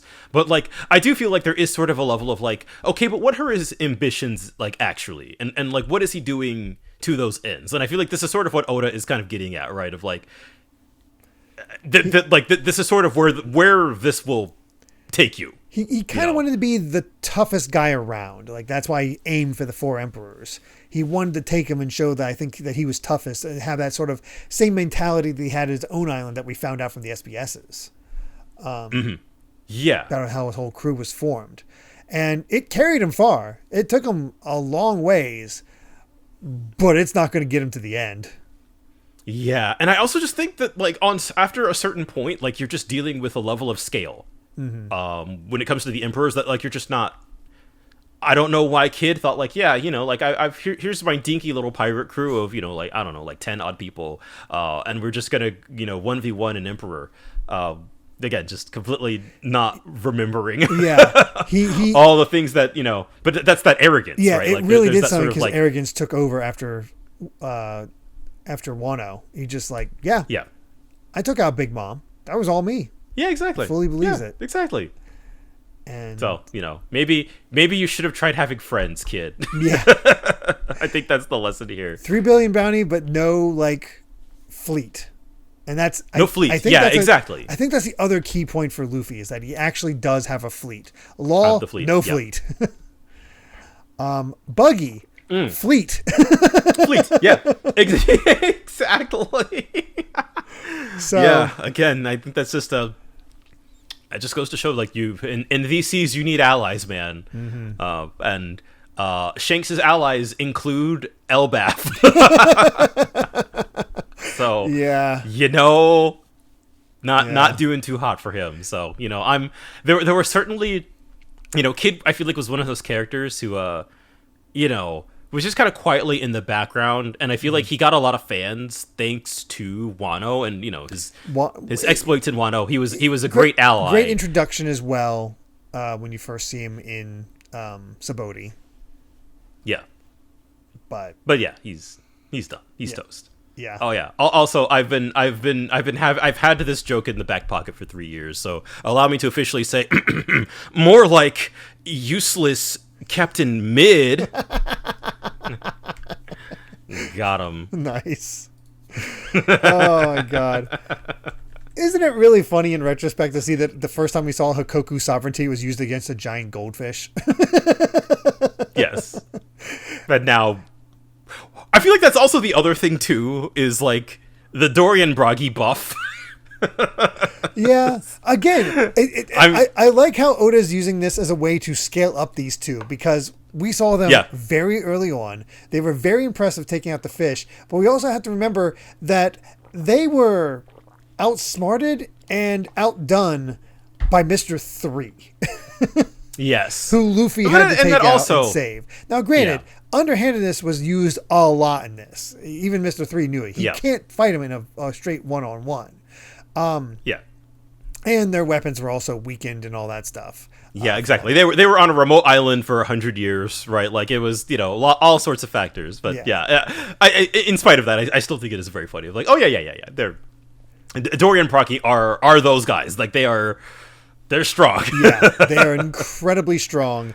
They are fully fed, recovered. Yeah, exactly. They're fully charged. Turf. So, yeah, man. Their roles in the future are going to be really interesting because, man, let's be honest. Like, Luffy is obviously not meeting Shanks on Elbaf. Shanks is already planning to leave, so he's going to miss him. So Shanks is heading to wherever the next poneglyph might be, if he even knows. It's hard to say. So what is with Shanks there? What is the problem on Elbaf? Is my curiosity at this point that Luffy has to solve. That is a good question. Theoretically, there should be no problems after Shanks left. Yeah, that's it. So, you know, we'll see. You know, I feel like, again, knowing, and I say knowing that Elbaf is the next arc, I feel like by this point, it's pretty obvious. It kind of keeps coming up. Yeah, were people guessing that Elbaf was going to be next? I think so. Yeah, that makes sense. So yeah, it becomes increasingly more obvious. We're not done yet, but it's just like it's just one of those things that, now that you know kind of where are the seeds that are being planted this far ahead of time, as to like what do you actually do when you get there, so yeah. Oh man! Wow, very very interesting questions. I'm looking forward to it, but I'm still enjoying Egghead. So yeah. Yeah, exactly. Well, you say Egghead, but I mean, most of that last chapter was not on Egghead. This next chapter, not on Egghead. Oda's getting very loose. The crew's on Egghead. Yeah, the Straw Hats are on Egghead right now. We have sailed into a very tense political situation, but there's a lot to talk about in the outside world as well. Yeah, for sure. So let's find out about more of that with chapter 1080, our last of the set. This is a short episode. There's a lot going on, but we're really like blazing ahead. I think because of the definitely more action. Anyway, a lot of action. The hero of legend. So good. I like that we get to integrate the Wano cast into these now. Yeah, with Kawamatsu and Hiyori enjoying origami. It's cute. Very, very cute. Yeah, very, very cute. I like that. So yeah, let's. Well, that was what's happening on Elbaf. Let's find out what's happening on Full of Lead. Yeah. We find out that Kobe's escaped. And well, they're not upset about this. They're excited. It's like, oh, if he escapes, he's not in the Commodores anymore, is he? How much for killing him? We don't got to put any money on him. The Cross Guild will pay for it. The Cross Guild. Gotta love how buggy stuff coming up. It's like, oh, yes. I got my money on him winning straight up. The payout's huge. How much for killing him? Ooh, a 5-star bounty. That's worth 5 treasure chests, roughly 500 million berries. Which it's interesting to see the scale of what the pirates can pay out. Normally Navy captains are only 1 star, so I love how much Kobe's grown. I love our kind of our first real shot of Full of Lead. I feel like this is sort of our first like extended look at it, and it's just chaos, right? It's just pirates going like yar yeehaw, just shooting guns in the air, like it's chaos. I love it. It is straight up just it's a pirate island, that's for sure. Yes. But I just noticed something I didn't when I first read this. The damn island talks. It's Crossbones, because they show it where its mouth is closed and then it's actually talking. It's like something's sticking on my left pec. That's where the slaves head into the. That's where the slaves head into Meowcrit are stored. What the? We got a breakout on our hands. And so it's just, the island is talking. Yeah. I mean, I knew it was talking. I just didn't realize its mouth was moving as well. It's just great. You can never say you've seen it all when it comes to One Piece. That's for sure. But yeah, and the pirates are just like, ooh, can we hunt them too, Pizarro? Oh, don't even think a meowt it. Keep your greedy fingers to yourself. Just bring them back and don't kill Kobe, or I'll tell Teach about this. And all the people are like, why is the rock talking? Or the prisoners are saying that, you can see. And we see Kobe carrying around his giant iron ball. It's like, he's already on to us. We have to hurry. Which, hey, good thing that Kobe doesn't have a devil fruit. Right? Yeah, and he's got... He's kind of... It looks like he's helping other people escape, because you can see some people in the background who are also cuffed up. Yeah. Just like, oh, thank you, Captain Kobe. You could have escaped on your own, but you saved us too. And he just goes, I'll be the decoy, stay on the move, and get to safety. And they're just thanking him. It's like, man, people calling out, take out Kobe. And then we got one of them going, he's a true saint. Which, God, I love this. That is interesting dialogue to have for Kobe, for future ramifications. A true saint. Well, what are the celestial dragons called? Saint Charlos and so forth. Oh yeah. So there is some there's kind of weight behind somebody calling Kobe a saint. I kind of agree. I didn't think about that, but I think 100% right. And I think that that this is sort of as a result of his actions. And again, we're seeing Kobe in a very bad situation, and the first thing he does is to think about how to save other people. Yeah. Man, they're making it every time, but thinking about how Kobe started and just hating him is like when I first started watching. Like, you're just no, it's impossible. I can't. It's like, shut up. Yeah. and now he's grown so much. And so we'll see what comes of that. But in the meantime, Shiryu, of course, is still here with his new Invisible Man. It's like, you could have just grabbed him yourself, Pizarro. And have we seen Pizarro before, the Corrupt King? He is one of the Impel Down guys. Okay, so I thought he might be, but it's hard to tell from where he was positioned to tell. But he got the isle fruit. He's an island man. so his whole body is the island. Yeah, so I guess that's why he was like, "Oh, there's something on my left pick." What was the devil fruit of the guy that Zoro fought on Dressrosa? I think that was he had the stone fruit, right? Okay, stone. I'm trying to figure out the differences between stone and isle because they're effectively the same.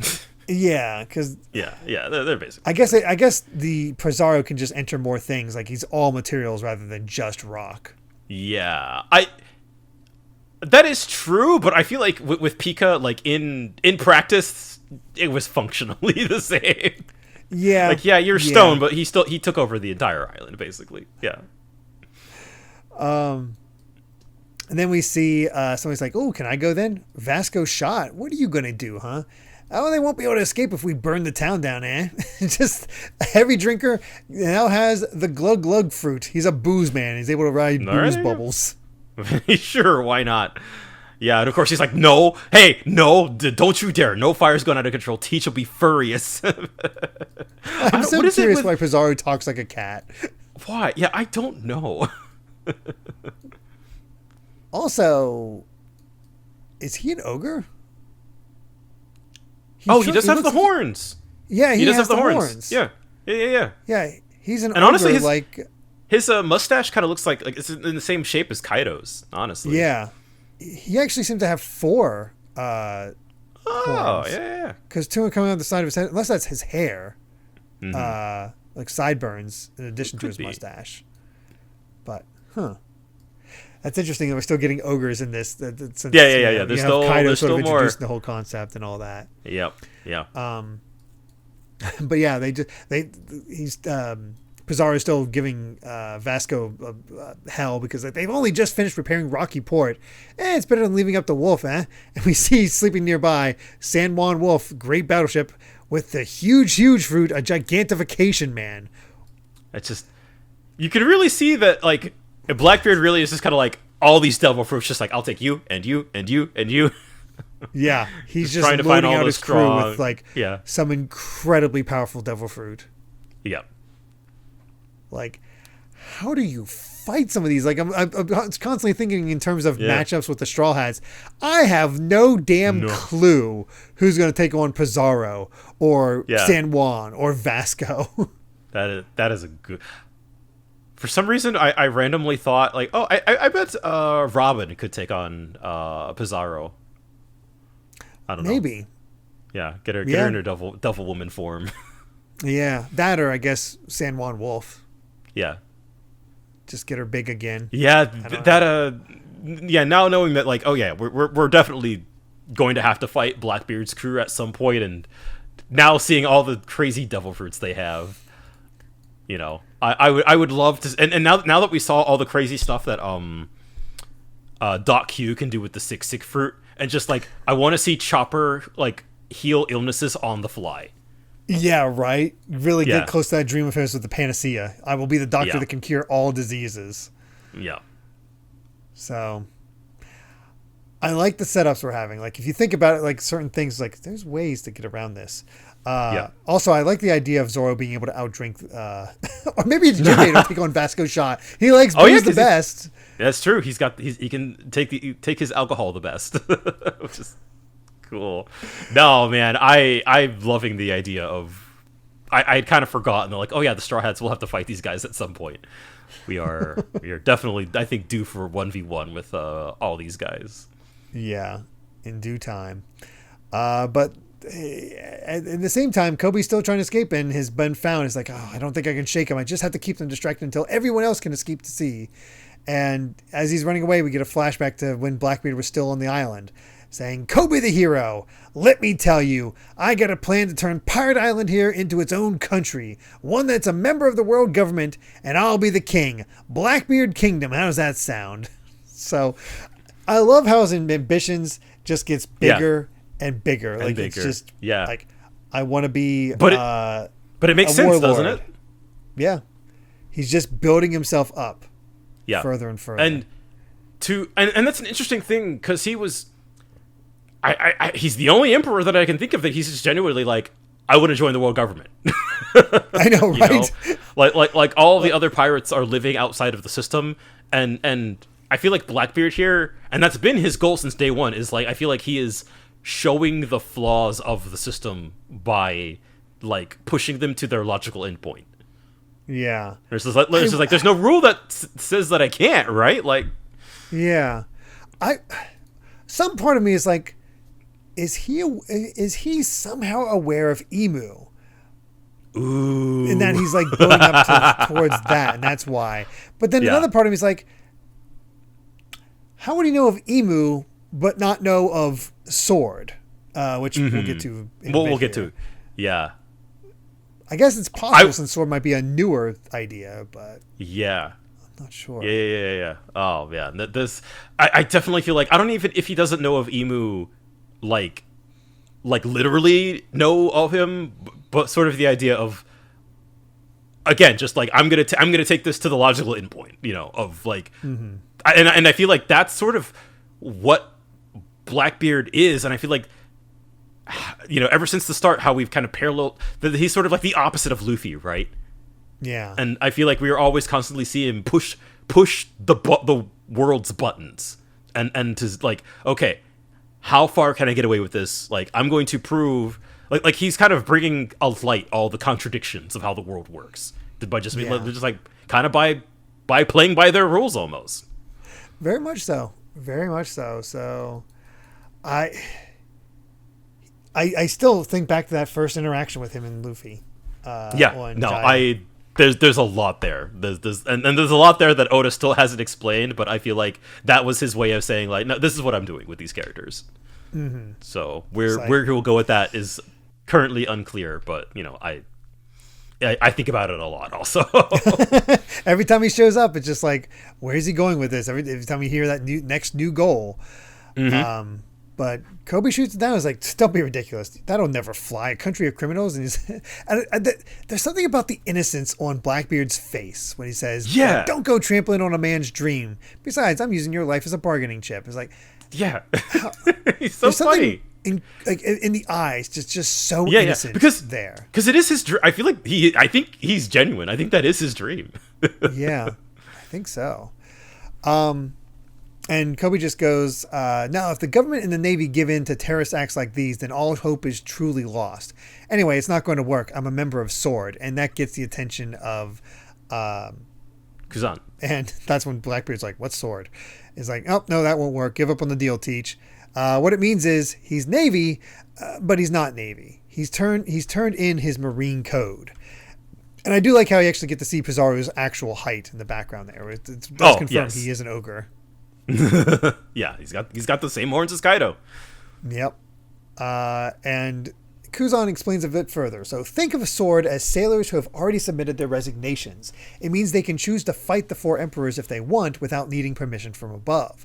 They can also ignore any and all orders they choose. They're wildcard commandos. In exchange, the Navy assumes no responsibility for their actions and can cut them loose at any moment. So that explains the folks who came charging straight for us. So, yeah. We finally get an explanation for Sword. For Sword. It's like having that term thrown around since Wano. It's really interesting that Kobe would choose to join an outfit like that. Yeah. I think Kobe's calculation here is being able to do the most good in any given moment. Yeah. Yeah, as Blackbeard says, like, unlike the usual mopes who sit around waiting for clearance, and he's just like, yeah, I like your style, like I think I kind of understand, like, and it, because the way Kuzan says it almost sounds like they're like wild cards, right? Like they're bad cops, like they can do whatever they want under no jurisdiction, and I'm sure that comes with a lot of abuses of power, but that also comes with a lot of benefits. And so it's just kind of all in how you use it. And so I think that for somebody like Kobe, it makes a lot of sense. Yeah. And probably explains why he's still just the rank of captain. Yeah, that's also true. He decided to go a different route than what Smoker did. Yeah. So it's quite interesting. We get I kind of like the idea of we're seeing what Smoker trying to work with from within the system while Kobe is working in but out of the system. Yeah. Again, I feel like the system. Yeah, like in his own way, also taking it to its kind of natural conclusion but in the way of like, how do I help as many people as possible? Yeah, for sure. Yeah, but also in a very like, you can immediately see how abusable this is. Kind of exactly. Like the warlord system. Yeah, I mean we've already seen Navy members. Look what happens when you're outside of the government. Look at what the Navy was trying to do to wipe your hometown. They don't treat you as human. Yeah, so it's very interesting. Yeah.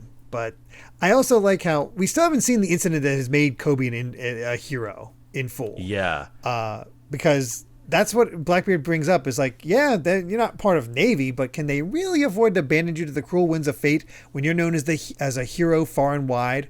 I'll put the question to the world, and the damage it'll do to the government will be deep indeed. So he's like, win-win situation for me.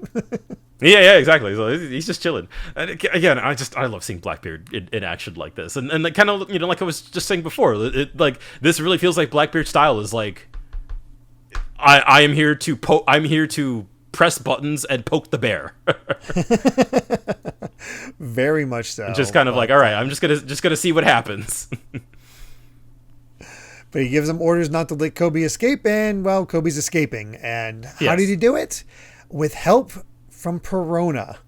Yeah, of all people. To apparently, yeah, she says, "Hey, I'll help bust you out as long as you free Moria from the cell in the back." Which just, I'd kind of completely forgotten about that. That like last we saw Moria was that he came to Fololed looking for oh god, I forgot his name. Oh, the guy with the clear before Shiryu.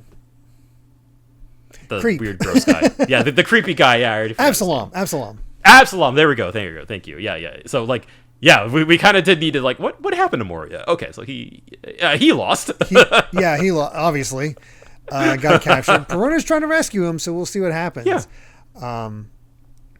I guess they didn't want to take his devil fruit.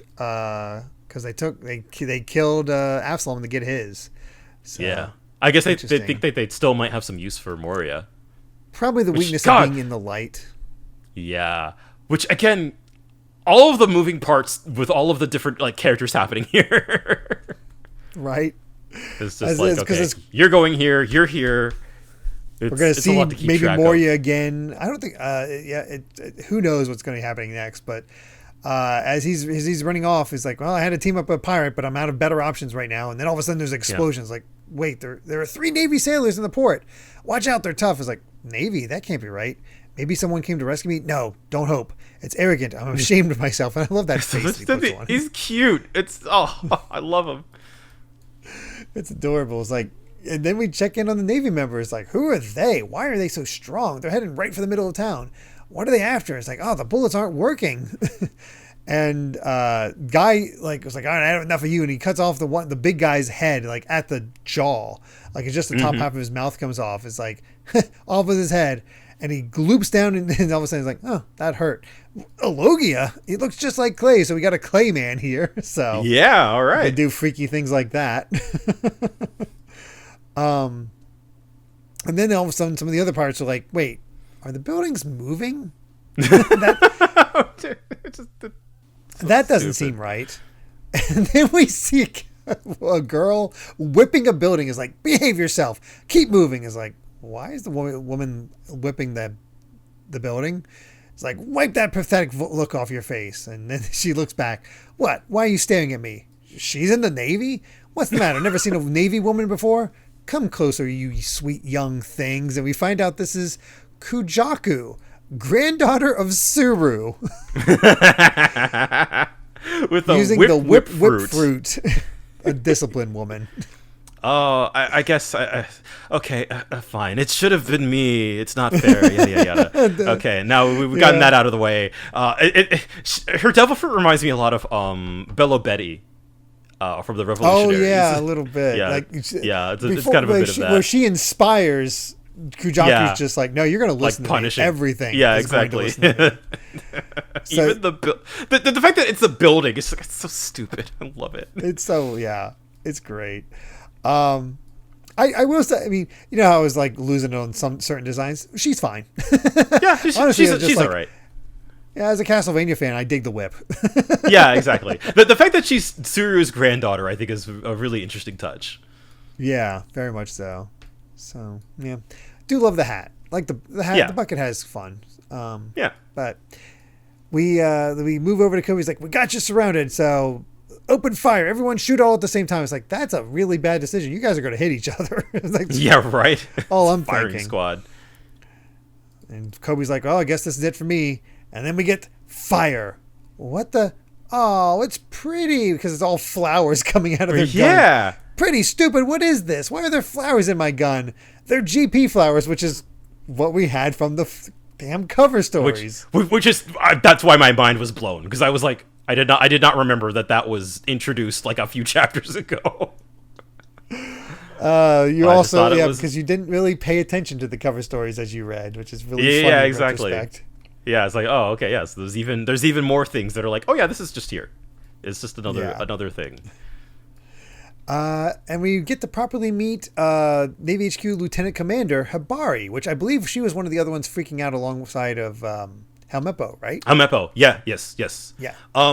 Also, her design is fantastic, and I love that she's this sniper, but she's also just, she's like, don't take this the wrong way, like she's very, very, like, she's cool and yet also very awkward. Yeah. And also fun design too, with like has the half pant leg thing, but the other half is like a striped sock. It's fun. Yeah. One aspect about Hibari that I actually forgot about until I heard her voice in the anime, listening to the Japanese version, she has the same accent as Sakazuki, kind of leading people to think that maybe that's his granddaughter. Huh. That'd be and it's just one of those things that's like there's no other characters like I think in One Piece who have like it's like a Hiroshima accent is how they talk. I guess that would be very much on purpose. God, it's weird to think of him having a kid. yeah, exactly. Unconfirmed, I want to say, but that is sort of a thing going around, and it would make sense. Yeah, but it is interesting that the narration box does not make mention of that. I mean, meanwhile, Kujaku is like, yeah, that's Tsuru's granddaughter, but so I don't know if Oda is like playing with expectations or what he's trying to do, or maybe it's just a coincidence. Sounds like something somebody will ask at an SBS at some point. Probably, but we got somebody on the radio with Prince, who we've seen a few times now. It's like, perfect timing. I just finished up and Kobe's fine. And the Clayman that got cut off, I'm guessing was just a golem that he made, because he just makes a little golem of himself dancing around. Because this is Prince Gruss, Glorp Glorp Fruit, which is a great name. A Clayman. Yeah. I did check, and it is the S is not silent. Okay, it is Gruss. Yeah. Or multiple Grus from Despicable Me. Yeah. or Groose from Skyward Sword. Yeah. But all of a sudden the pirates are noticing that the square has gotten really cramped, that the buildings move in. It's like, all right, we're all set. Bring her down right in the middle. And here's Tashigi.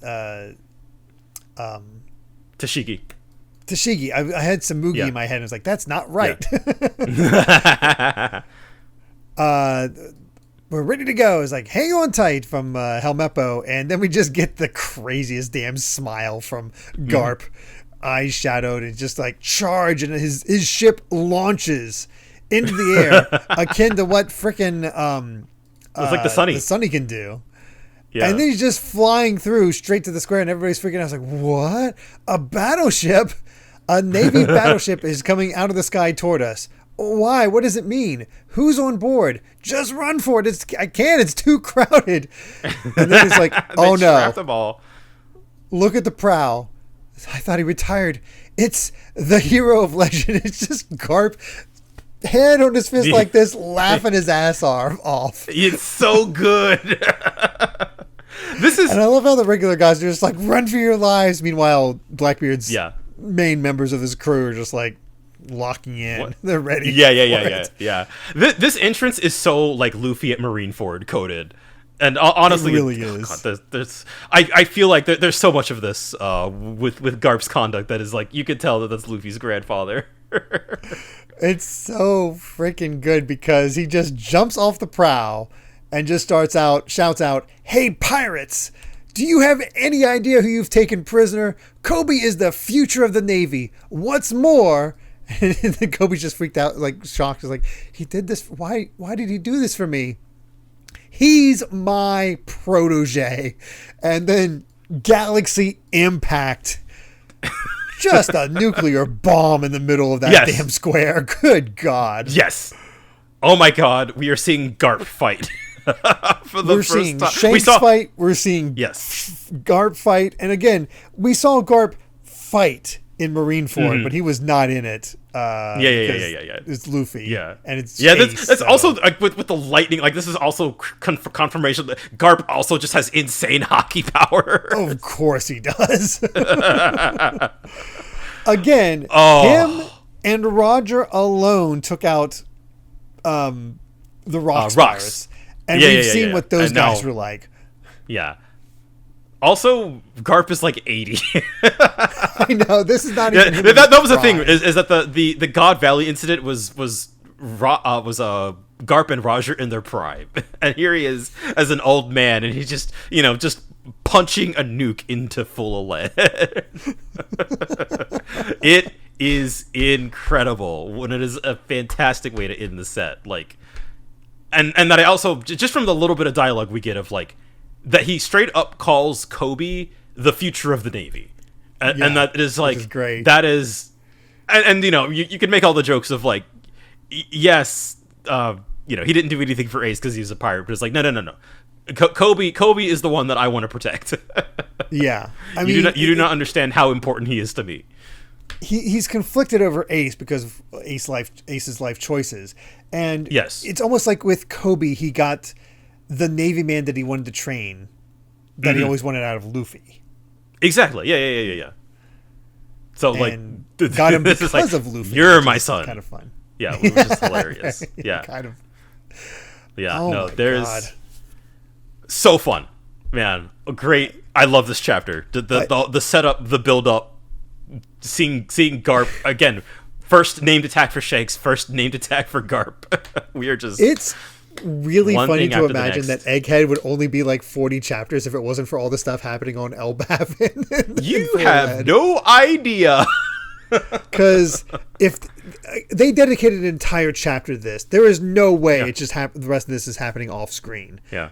I will not reveal to you when we will cut back to Egghead, but it's longer than you think. Oh my God. I did not realize we were here locked in for a while. Oh my God. Yeah, I guess it's allowing time to pass. Holy crap. I didn't think about that, but I think that's why. I think that is actually why. Because we do have to pass time for the 24 hours of like, okay, we need our like super buster call to build up. We need that to build up. We need Blackbeard to arrive. We need the Navy to arrive. Yeah, that's all. So. I love that they were like, Garp, we kind of need you at Egghead. And he's like, no, it's fine. I'm gonna go pick a fight with Blackbeard's crew, which is all again, all the funny things like all the guys who have to wait for clearance, and here's Garp like, I'm just gonna make a mess out of everything. It's gonna be really interesting because there are 4 members of Blackbeard's crew here, none of them seeming exactly that weak. Yeah, it's not gonna be invisibility, gigantification, alcohol, and island. So yeah, good. Not gonna be easy, that's for sure. No, but Garp,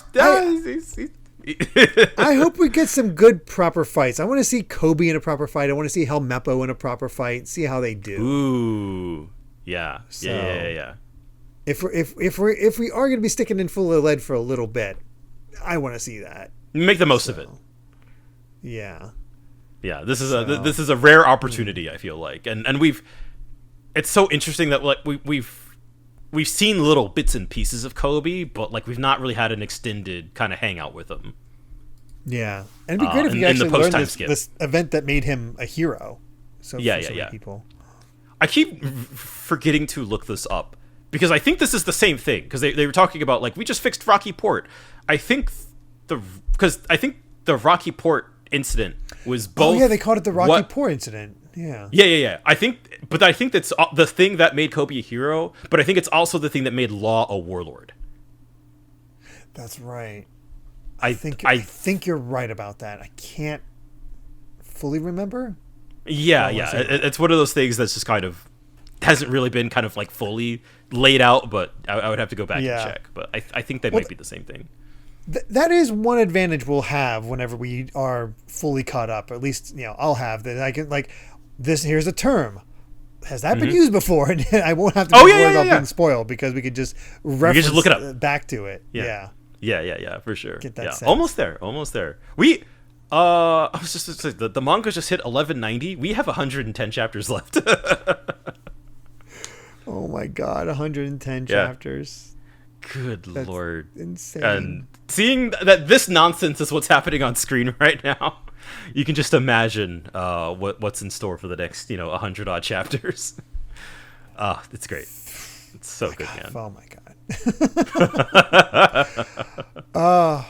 Great set. Another fun set. Really enjoyed fantastic. that. Fantastic. So many different directions it's going in. So many moments you're just like, oh my god. Yeah. Whether it's the reveals or the fighting or just seeing little bits here and there from multiple characters. Good God.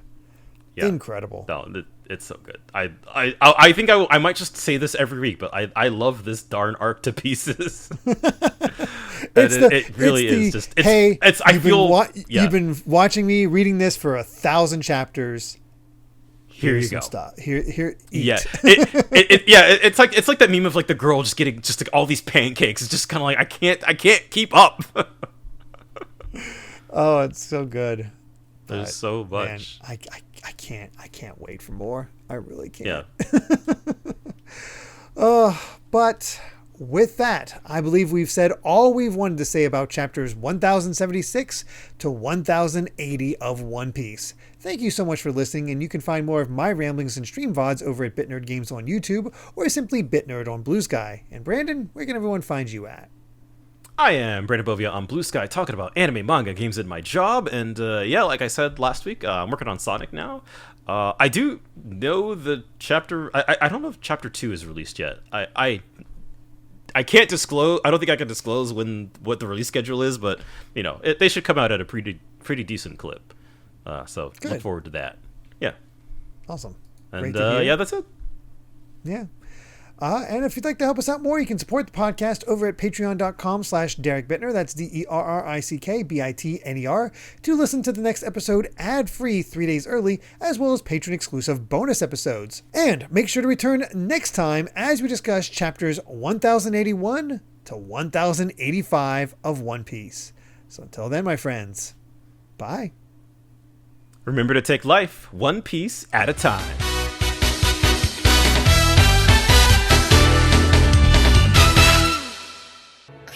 Understood having so many of us. 7 Dr. Vegapunks is a bit much. I think 1 would be plenty.